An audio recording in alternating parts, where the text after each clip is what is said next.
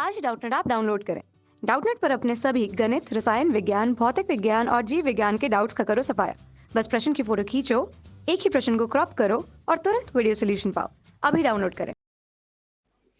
हमें इस प्रश्न में समयक फलन निम्न रूप से समीकरणों के रूप में प्रस्तुत किए गए हैं, जहां हमें यह पता लगाना है कि क्या इन समीकरणों के अनुसार क्या यह सरल आवर्त गति को प्रदर्शित करते हैं, क्या यह आवर्ती परंतु सरल गति नहीं है इसे प्रदर्शित करते हैं, या अनावर्ती गति को निरूपित करते हैं। इसका पता हमें लगाना है। प्रत्येक आवर्ती गति का आवर्तकाल हमें, यदि आवर्ती गति है तब हमें आवर्तकाल ज्ञात करना है, जहाँ ओमेगा कोई धनात्मक अचर है।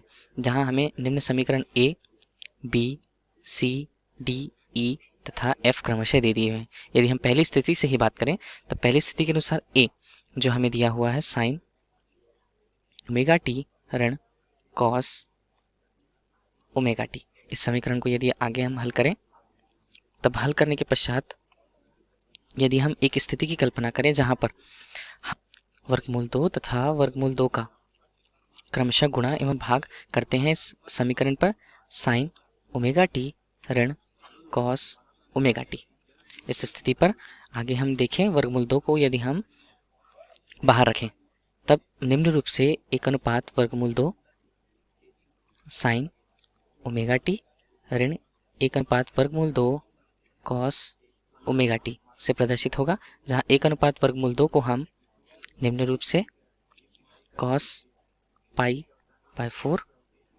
साइन ओमेगा टी ऋण sine pi by 4 cos omega T से प्रदर्शित किया जा सकता है। एक समीकरण जिसका हम मान जिसके अनुसार साइन ए कॉस बी ऋण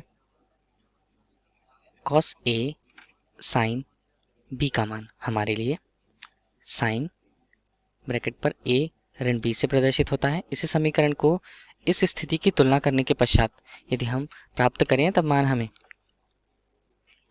वर्गमूल 2 साइन के रूप में बाहर यदि हम साइन को लें तब हमारे लिए एक को ए ऋण बी के रूप में पाई अनुपात 4 प्राप्त होगा।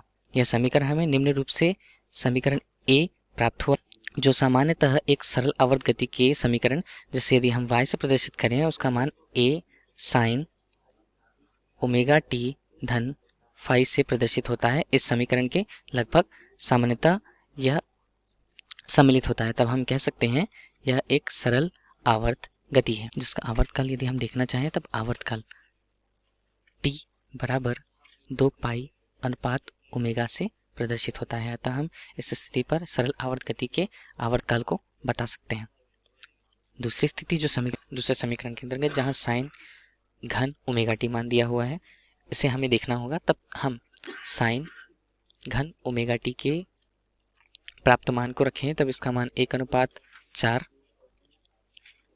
3 साइन ओमेगा टी ऋण साइन 3 ओमेगा टी हमें समीकरण प्राप्त होता है। इसके प्रत्येक पद जो है, यदि हम केवल साइन ओमेगा टी की बात करें या साइन 3 ओमेगा टी की बात करें तब यह प्रत्येक पद इस पर प्रत्येक पद सरल आवर्त गति को बताता है, सरल गति को बताता है। परंतु इनका परिणामी जो होगा, यदि हम संयुक्त रूप से इन्हें देखें तब इसका परिणामी संयुक्त मान केवल आवर्ती गति को बताता है। आवर्ती गति जो कि सरल आवर्त गति नहीं है। तब भी अगर यदि हम इसका आवर्तकाल देखें तब आवर्तकाल के सूत्र के अनुसार, जिसे यदि हम t से प्रदर्शित करें 2 पाई अनुपात ओमेगा होता है। तीसरे समीकरण के अनुसार देखें 3 कॉस पाई अनुपात 4 ऋण 2 ओमेगा टी को हम इस स्थिति पर ऋणात्मक रूप से यदि 3 कॉस 2 ओमेगा टी ऋण पाई अनुपात 4 भी लिखना चाहें तब यह मूल रूप से इस समीकरण को भी केवल आवर्ती समीकरण को ही प्रदर्शित करेगा, आवर्ती समीकरण को प्रदर्शित करता है। चूंकि इसकी गति हम सरल आवर्त गति नहीं कह सकते, परंतु आवर्त गति होने के कारण नहीं कह सकते, परंतु सरल आवर्त गति होने के कारण इस पर आवर्तकाल होगा, जिसमें आवर्तकाल का मान पुनः रूप से यदि हम इसे t से प्रदर्शित करते हैं तब इसका मान लगभग 2 पाई अनुपात, जो कि प्रश्न में 2 ओमेगा दिया हुआ है, हम 2 ओमेगा लेते हैं।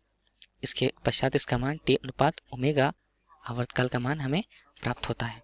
चौथा समीकरण cos omega T, cos 3 omega T तथा cos 5 ओमेगा टी संयुक्त रूप से यदि बताया गया है, तब प्रत्येक रूप से इसे भी हम यदि देखें तब ये आवर्ती फलन को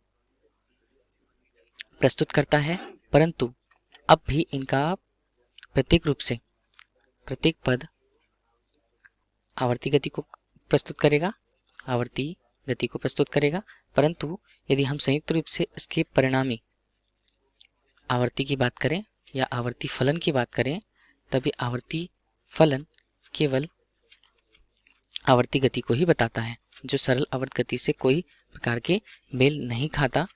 तब इस स्थिति पर भी यदि हम प्रस्तुत रूप से संयुक्त का प्रत्येक का आवर्तकाल ज्ञात करना चाहें, तब ज्ञात 2 पाई अनुपात ओमेगा होता है पहली स्थिति के लिए, अर्थात पहले समीकरण के लिए। दूसरे के लिए जो धन के रूप में हमें दिया हुआ है टी का मान हमें 2 पाई अनुपात 3 ओमेगा।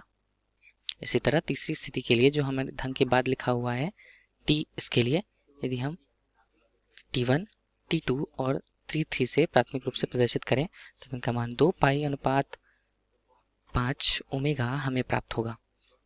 जहां संयुक्त रूप से हम इसके आवर्तकाल टी के प्रदर्शन को देखें, तब इसका संयुक्त रूप से आवर्तकाल 2 पाई अनुपात ओमेगा से प्रदर्शित होने वाला है। अंतिम पांचवी स्थिति के अंतर्गत हम देखें, तब इसका मान हमारे लिए एक्सपोनेंशियल ऋण ओमेगा वर्ग टी वर्ग से प्रदर्शित होता है। चूंकि यह समीकरण हमें दिख रहा है कि चर घातांकी रूप है। चर घातांकी रूप में व्यवस्था यह होती है या गुण यह होता है कि यह कभी भी अपने मान को नहीं दोहराता, मान नहीं दोहराता। चूंकि आवर्ती काल के लिए यह चीज आवश्यक होती है, अतः हम कह सकते हैं कि यह आवर्ती फलन नहीं है, आवर्ती फलन नहीं है, अर्थात इसके लिए हम आवर्तकाल की गणना नहीं कर सकते। छठवें रूप में यदि हम देखें, छठवें समीकरण के अनुसार इसका मान अंतिम समीकरण की यदि चर्चा करें, तब यह केवल हमें कोणीय वेग तथा समय के फलन को बताता है, अतः यह फलन हम आवर्ती नहीं कह सकते। केवल यह फलन हम आवर्ती नहीं है, क्योंकि यदि हम इस स्थिति पर समय को देखें, तब समय का मान धीरे धीरे शून्य से हम बढ़ा करके इसके मान को बढ़ाते जाएं क्रमशः। यदि इसके मान को लगभग अनंत के तक भी ला दिया जाए, तब भी इस फलन का मान स्वयं को नहीं दोहराएगा। नहीं दोहराने की स्थिति में हम यह कह सकते हैं कि यह फलन आवर्ती नहीं है, अतः इसका भी कोई आवर्तकाल टी नहीं होगा। धन्यवाद। कक्षा 6वीं से 12वीं से लेकर नीट, IIT, JEE वो एडवांस के लेवल तक 1 करोड़ से ज्यादा छात्रों का भरोसा। आज ही डाउनलोड करें डाउटनेट ऐप या व्हाट्सएप करें अपने सारे डाउट्स 8400 400 400 पर।